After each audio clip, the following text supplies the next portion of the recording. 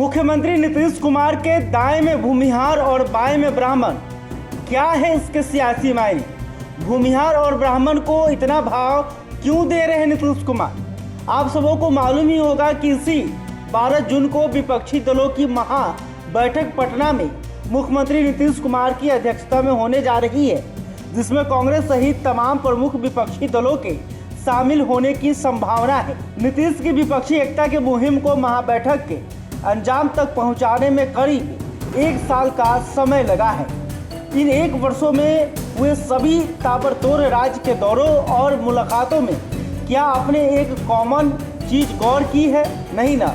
सबसे पहले आप देखें इन तस्वीरों को और नीतीश के दाएं और बाएं में खड़े इन सांसद और बिहार सरकार के मंत्री को देखें। एक तरफ भूमिहार तो दूसरी तरफ ब्राह्मण। जी हाँ, हम बात कर रहे हैं नीतीश के चाणक्य कहे जाने वाले जदयू के राष्ट्रीय अध्यक्ष ललन सिंह उर्फ सीएम नीतीश के ललन बाबू की। तो वहीं दूसरी ओर मिथिलांचल के चर्चित नेता संजय झा जो बिहार में मंत्री हैं। नीतीश इन्हें राज्यों के दौरे पर अगल बगल साथ रख एक साथ कई राजनीतिक और जातीय समीकरणों को साधने की कोशिश कर रहे हैं।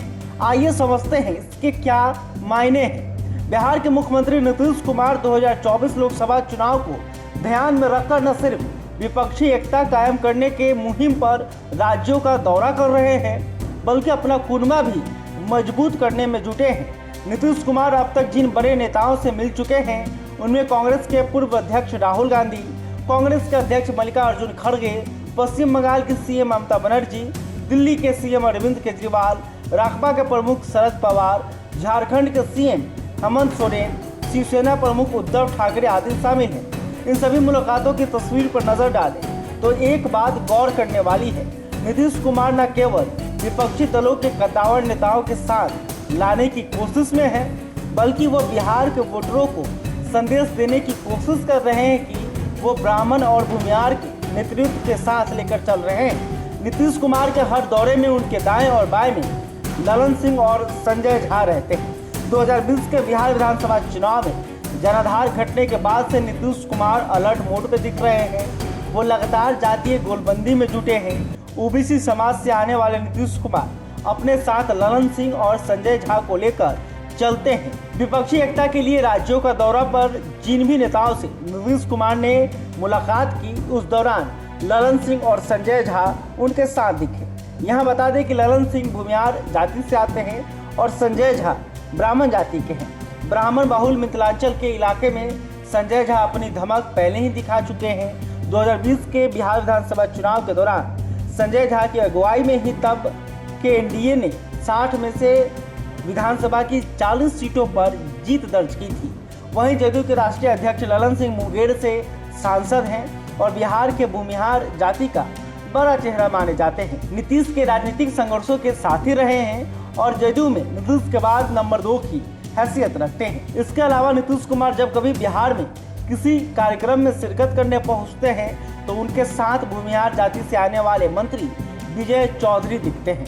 पिछले 1.5 साल में देखें तो विजय चौधरी ही वो चेहरा है जो ज़्यादातर मौके पर नीतीश कुमार और उनकी सरकार का पक्ष रखते आते हैं। भूमिहार और ब्राह्मणों की तवज्जो देने की वजह हम आपको बताते हैं। दरअसल एक अनुमान के मुताबिक बिहार में भूमिहार और ब्राह्मणों को मिलाकर करीब 10% वोटर हैं। इसमें अगर राजपूत के वोट को जोड़ दे तो यह आंकड़ा करीब 15% से ज़्यादा हो जाता है। नए राजनीतिक समीकरण में बीजेपी ओबीसी वोटरों पर ज़्यादा फोकस कर रही है।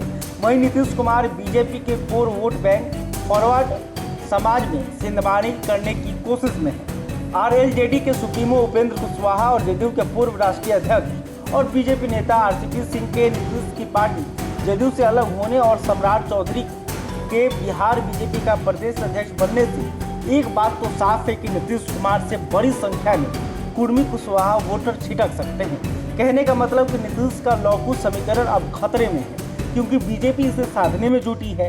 ऐसे में नीतीश कुमार इसकी भरपाई करने के लिए संजय झा, ललन सिंह और विजय चौधरी सरीखे नेताओं को अपने लेफ्ट राइट में रखकर बड़ा संदेश देने की कोशिश में है। बहरहाल इन तमाम विश्लेषणों और सियासत के समीकरणों को समझने से एक बात तो तय है कि अगले साल 2024 में होने वाला लोकसभा चुनाव 2025 के बिहार विधानसभा चुनाव की पटकथा भी लिख देगा। नीतीश के लेफ्ट और राइट में साथ रखने की सियासत कितनी सफल होती है और बीजेपी का लौकु समीकरण क्या रंग दिखाता है, वक्त के साथ यह तस्वीर साफ हो जाएगी। बहरहाल अभी तक आपने हमारे चैनल को सब्सक्राइब नहीं किया, तुरंत कर ले। इस खबर को लेकर आप क्या सोचते हैं कमेंट करके बता सकते हैं। वीडियो फेसबुक पर देख रहे हैं तो हमारे पेज को भी लाइक कर लें। बहुत बहुत धन्यवाद।